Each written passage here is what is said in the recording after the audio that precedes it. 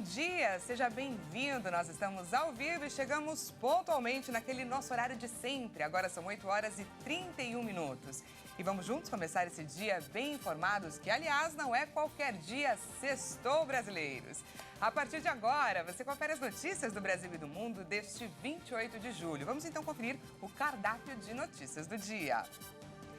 Preço do diesel recua e o da gasolina sobe nos postos neste ano, segundo o balanço da ANP. Brasil decide extraditar suposto espião para a Rússia, mas lei só permite a entrega após o término de investigação. Calor recorde nos Estados Unidos mata cactos, plantas adaptadas ao calor extremo e também à aridez. E ainda, maior satélite de comunicações do mundo deverá ser lançado neste sábado. A gente conta tudo isso e muito mais a partir de agora. O preço do diesel caiu, enquanto o da gasolina subiu nos primeiros 7 meses deste ano. Os dados foram divulgados pela Agência Nacional do Petróleo, Gás Natural e Biocombustíveis. Vamos conferir. De janeiro a julho deste ano, o preço do diesel já recuou R$ 1,39 por litro. Já o valor da gasolina ficou 63 centavos mais caro no período. Segundo a Agência Nacional do Petróleo, a ANP, o preço médio do litro do diesel S10 acumula queda de 22% no ano, enquanto o da gasolina registra aumento de 13%. O litro do diesel fechou o ano passado valendo R$ 6,38 nos postos. Entre os dias 16 e 22 de julho, o combustível ficou pela primeira vez abaixo de R$ 5,00 desde setembro de 2021 e atingiu R$ 4,99. Já a gasolina passou de R$ 4,96 na última semana de dezembro de 2022 para R$ 5,59 neste mês. Mas a Petrobras afirmou que, apesar dos aumentos na bomba, nas refinarias os preços dos combustíveis vendidos para as distribuidoras diminuíram em 2023. Foram anunciadas reduções em março, maio e junho. E segundo a estatal, de 31 de dezembro de 2022 até 18 de julho de 2023, o diesel caiu 32,7% e a gasolina 18,2%. A alta da gasolina reflete a volta integral da cobrança dos impostos federais PIS/COFINS sobre o produto em março e em junho, além da mudança com a cobrança única do ICMS, o Imposto sobre Circulação de Mercadorias e Serviços nos estados. Mas essas alterações também afetaram o etanol, que registrou queda de 2,5% nos primeiros meses do ano. E vamos agora falar de emprego, porque o Brasil abriu 157 mil vagas de trabalho com carteira assinada em junho.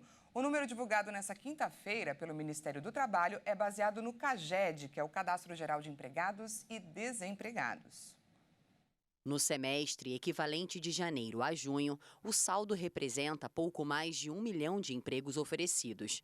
No mês, os 5 grupos de atividades econômicas registraram saldos positivos em serviços, agropecuária, construção, comércio e indústria, principalmente na indústria de transformação. Já por região, o Sudeste está no topo, seguido por Nordeste, Centro-Oeste e Norte. O salário médio real de admissão em junho foi de R$ 2.015,04 e o perfil dos trabalhadores foi maior para as mulheres, com 55 mil contratações. O Brasil tem mais de 1 milhão de quilombolas. A população está espalhada em mais de 1.600 municípios, o maior número na Bahia. Os dados são do censo do IBGE, que pela primeira vez contou os descendentes dos escravos. A reportagem é da Jaqueline Fonseca. 1.327.802 pessoas. Essa é a população quilombola no Brasil. O número representa 0,65% do total de habitantes no país. Esse povo tradicional, reconhecido pela Constituição de 88, vive em 473.970 domicílios localizados em 1.696 municípios brasileiros. O Nordeste concentra 68% dos quilombolas e praticamente 1/3 dessa população vive no estado da Bahia. São 397 mil pessoas. O segundo estado com maior concentração de quilombolas é o Maranhão. Bahia e Maranhão juntos reúnem mais da metade da população quilombola do país. No Acre e em Roraima não foram localizadas comunidades quilombolas, segundo o IBGE. O censo também detectou que nas casas com pessoas quilombolas, a média de moradores é mais alta que a nacional e a porcentagem de domicílios e de pessoas quilombolas é exatamente a mesma, 0,65%. Com isso, a gente vê um equilíbrio entre a participação das pessoas quilombolas na população residente no Brasil e dos domicílios com pelo menos um morador quilombola também na participação total de domicílios do Brasil. É importante salientar que a média de moradores quilombolas nos domicílios onde a gente tem pelo menos uma pessoa quilombola residindo é de 3,17. Ela é superior à média nacional, que é de 2,79 pessoas. E isso se repete em todas as grandes regiões e em todas as unidades da federação, com exceção do Distrito Federal, que fica ligeiramente abaixo. Então a gente denota uma média de pessoas por domicílio, onde a gente tem pelo menos um quilombola superior à nacional. A pesquisa inédita realizada pelo IBGE através do censo apontou que a maioria dos quilombolas vivem em áreas que não são demarcadas. Foram localizados 494 territórios quilombolas em 25 unidades da federação. Em 1.655 municípios, essa população vive em territórios que não são oficialmente delimitados. E em apenas 326 cidades, os quilombolas habitam em terras demarcadas. Além disso, o censo mostrou que apenas 4,3% dos quilombolas vivem em áreas que possuem titulação. Isso significa que do total de população quilombola residente no país, 57.442 pessoas receberam o título de suas terras, das terras que tradicionalmente ocupam. Percentualmente, isso corresponde a 4,33% da população quilombola. Então, da meta constitucional de reconhecimento e titulação dos territórios das comunidades quilombolas, 4,33% da população quilombola receberam os títulos oficiais por parte do Estado. Essa foi a primeira vez que o censo contou e investigou as características e a localização dos quilombolas no Brasil. A inclusão desses povos nos dados oficiais do país reconhece a existência no presente de uma comunidade tradicional e possibilita a elaboração de políticas públicas específicas e a busca de direitos básicos para essa população. A Marcha para Jesus foi declarada Patrimônio Cultural Imaterial do Estado do Rio de Janeiro. O deputado Felipe Soares, do União Brasil, um dos coautores da lei, comemorou a conquista que garante mais espaço, respeito e liberdade de expressão aos evangélicos. O Estado assumiu com a lei o compromisso de estimular, apoiar, preservar e divulgar o tradicional evento que reuniu mais de 200 mil pessoas nas ruas do Rio de Janeiro no ano passado. Uma vitória sem precedentes para todos os evangélicos da cidade. A lei contou com a coautoria do deputado Felipe Soares, que conta mais sobre a sua importância para preservar e garantir a manifestação evangélica. Olá a todos, deputado estadual Felipe Soares. E nesse vídeo eu quero aproveitar para compartilhar com vocês como me sinto orgulhoso e feliz em ser coautor da Lei 10.072 de 2023, que reconhece a Marcha para Jesus como patrimônio cultural imaterial do Estado do Rio de Janeiro. Esse tipo de patrimônio geralmente é transmitido de geração em geração, proporcionando um sentimento profundo de identidade e continuidade. A Marcha para Jesus se enquadra perfeitamente nesse conceito. Com essa lei, buscamos garantir que a nossa fé e suas expressões culturais ganhem mais espaço, mais visibilidade, mais respeito e possibilidades dentro do poder público. É fundamental valorizar e proteger essas manifestações que fortalecem nossa herança cultural e crença, permitindo que elas sejam reconhecidas e celebradas por toda a sociedade. A 16ª edição do evento está marcada para o dia 19 de agosto. Mantendo a tradição, a concentração terá início às 2h da tarde na Avenida Presidente Vargas e seguirá até a Praça da Apoteose, onde grandes nomes da música gospel se revezarão no palco principal para uma grande festa de louvor e adoração a Deus. Agora a gente fala sobre a série de explosões que aconteceu nessa quarta-feira em uma cooperativa agroindustrial de Palotina. O vice-governador do Paraná esteve na região e chegou a descrever o local da tragédia como um cenário de guerra. Autoridades estiveram nesta quinta-feira no local onde um dia antes foram registradas múltiplas explosões em silos da cooperativa agroindustrial Cevale, na cidade de Palotina, no Paraná. A tragédia deixou pelo menos 8 pessoas mortas, 11 feridos e as buscas seguem por um desaparecido. Na verdade, o que a gente viu aqui é um problema de guerra, tudo aquilo que aconteceu aqui. Então, o que mais nos preocupa é o ser humano, das pessoas que faleceram, desses 8 e mais um que ainda a gente não sabe. Continuamos ainda numa atividade bastante complexa, para poder retirar essa vítima do local devido à grande quantidade de toneladas de grão que ali estão depositados. Então, todo o foco do atendimento, das buscas e salvamentos estão sendo focado nessa vítima que foi identificada ali o local pelos cães farejadores do Corpo de Bombeiros. A Cevale informou que uma equipe técnica está trabalhando para determinar as causas deste acidente. E veja a seguir. Brasil decide extraditar suposto espião para a Rússia, mas lei só permite a entrega depois do término de uma investigação. E ainda, maior satélite de comunicações do mundo deverá ser lançado amanhã, neste sábado. Nós voltamos já, não perca!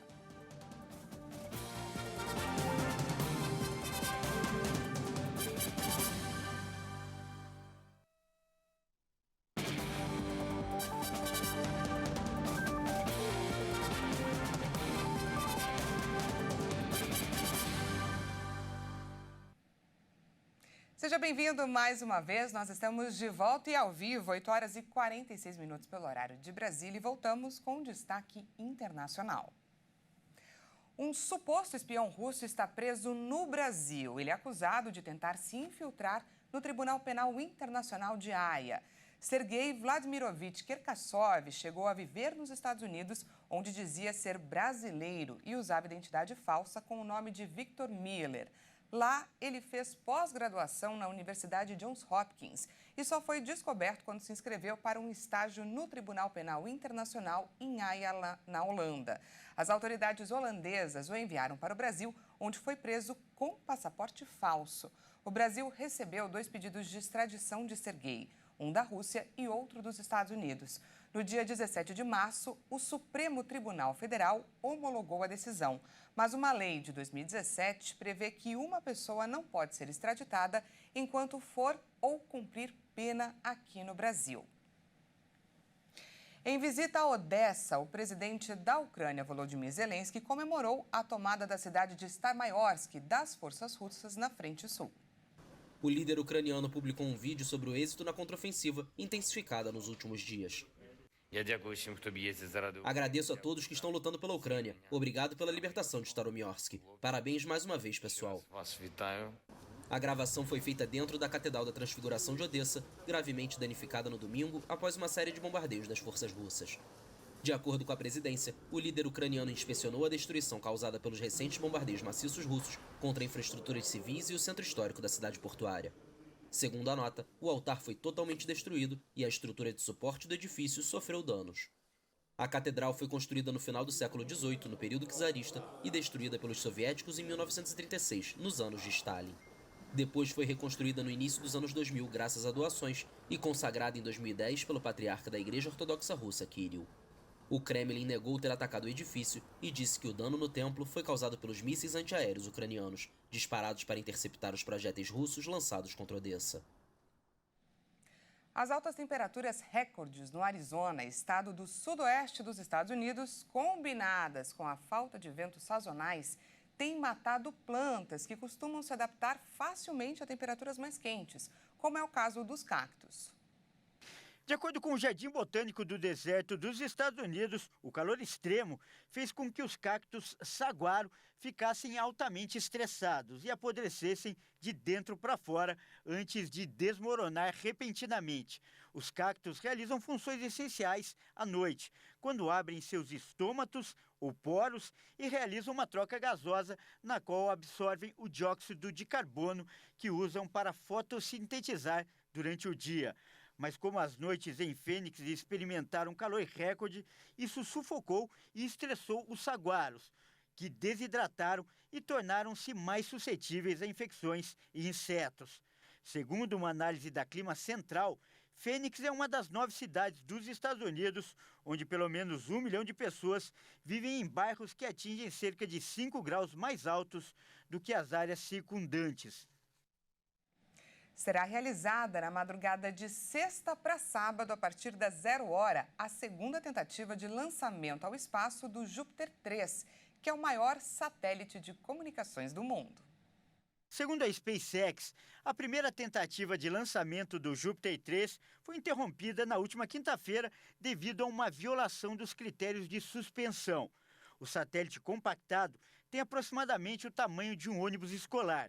Quando estiver posicionado e aberto no espaço, terá o comprimento de um prédio de 10 andares com 14 painéis solares. Ele vai fornecer suporte para consumidores e empresas com internet Wi-Fi a bordo, conexão para celulares e implementações de mobilidade aeronáutica e marítima. O Júpiter 3 está pronto para a tecnologia 5G, conectando consumidores nas Américas. Ele ficará a mais de 35 mil quilômetros acima da Terra. Com 500 gigabytes por segundo, o Júpiter 3 terá mais capacidade de conexão do que os outros 2 satélites desta série juntos. O Júpiter 1, lançado em 2012, com 120 gigabytes de capacidade, e o Júpiter 2, lançado em 2016, com 200 gigabytes. Um menino de apenas 4 anos de idade emocionou o Brasil ao descobrir que seria adotado. A reação dele foi a mesma que com certeza você vai ter agora. A história de Joninhas começa com um pedido especial em um simples bilhete que dá início a um novo e importante capítulo da vida dele. E aqui está escrito: aceita ser meu filho?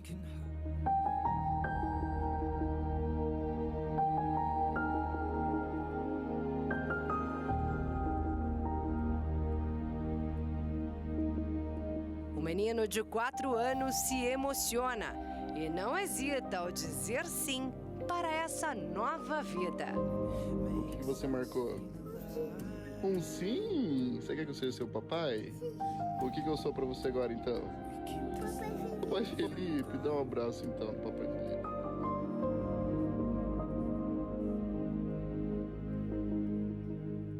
O agora Papai Felipe, de 32 anos, conheceu Jonas Matias ao realizar trabalhos sociais na comunidade onde o menino mora com a mãe, desde que foi abandonado pelo pai em seus primeiros meses de vida. O laço entre os dois começou quando ele ainda era um bebê. O escritor conta que sempre ajudou a família com alimentos, fraldas e muito afeto, até nascer o desejo de assumir a paternidade socioafetiva do garoto. Eu estava buscando maneiras, na verdade, maneiras da gente, de eu poder transformar ele em meu filho mesmo. Foi aí que até vi uma publicação do meu advogado, que sempre faz publicações informativas, e eu vi sobre a paternidade socioafetiva. Ele publicou, até pediu auxílio, e que a gente deu entrada para fazer toda essa parte legal também. A paternidade ou maternidade socioafetiva é juridicamente reconhecida com base no afeto, sem que haja vínculo de sangue ou adoção propriamente dita. Mas a partir desse reconhecimento, aquele pai ou mãe passa a ter os mesmos direitos e deveres com a criança e também tem seu nome registrado na certidão de nascimento dela. Nesse caso, pode ser requerida inclusive a guarda compartilhada da criança, como explica o advogado que cuida do caso de Felipe. O Felipe soube tratar muito bem com o pai biológico, com a mãe e também participar disso daí de uma forma que os pais identificaram que ele está muito bem cuidado com o Felipe, que o Felipe exerce os cuidados e tem todas as responsabilidades, mas ele terá todos os direitos de um pai, também as obrigações. Apesar de menos habitual, segundo o advogado, a paternidade socioafetiva tem se tornado uma alternativa mais assertiva à adoção. Nós fugimos da adoção à brasileira, que ela pode estar envolvida em uma prática criminosa, e também saímos da adoção, que existem todos aqueles critérios relacionados à adoção quando ela é iniciada já pelo processo onde existe a atuação do Estado, que são o caso das crianças abrigadas. Ela é uma alternativa entre as duas, para que, quando existe essa afinidade, a criança não fique desamparada. A história de Joninhas tem se tornado exemplo para muita gente. E eu tenho conversado muito com esses pais, e eu digo assim, se eles têm uma vontade tão grande assim, de ser pai, de estar envolvido, é bom eles começarem desde hoje. Não esperar realmente, porque é muito burocrático no caso, e está certo, tem que ser. Mas começar desde hoje a padrinhar crianças, tantos orfanatos, né, tantas crianças que foram abandonadas. Eu acredito que a partir do momento que eles começam a ter empatia com outras crianças, mostrando seu amor, fica tudo mais fácil, com certeza. Fica a dica então para quem busca um final feliz, como o papai Felipe e seu novo filho Joninhas. Ei, você! Eu te amo muito!